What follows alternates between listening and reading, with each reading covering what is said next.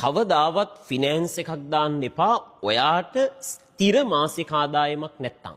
ඒ කියන්නේ ඔයාගේ මාසික ආදායම නිතර නිතර වෙනස් වෙනවා නම් පුතේ කවදාවත් ෆිනෑන්ස් දාන්න එපා.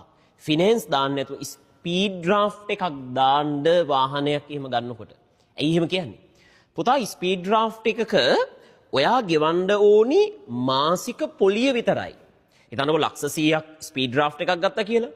ඒ ලක්ෂ 100ට අදාළ මාසික පොලිය විතරයි ඔයා හැම මාසෙම ගෙවන්න ඕනි.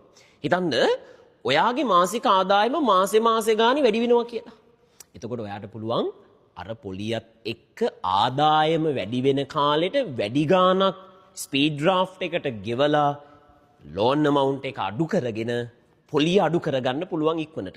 හරි අපි දුම් බැරි වෙලාවත් ඔයාගේ ආදායම එන්නේ අඩු වෙනවා කියලා ඔය බිස්නස් එහෙම කරන ඇයට මේ ප්‍රශ්න තියෙනවනේ. ඔයාගේ ආදායම අඩු වෙනවා නම් ඔයාට පුළුවන් ලෝන් එකේ පොලිය විතරක් ගෙවලා හිතේ නිදහසේ ඉන්න.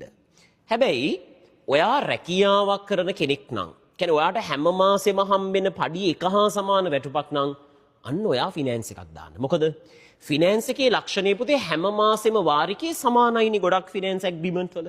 එතකොට ඔයාට පුළුවන් අර මාසෙකට හම්බෙන ස්ථිර ආදායමින් ස්ථිර ෆිනෑන්ස් වාරිකයක් ගෙවලා අවුරුදු ගණනාවකින් පස්සේ මොනා කරන්නද?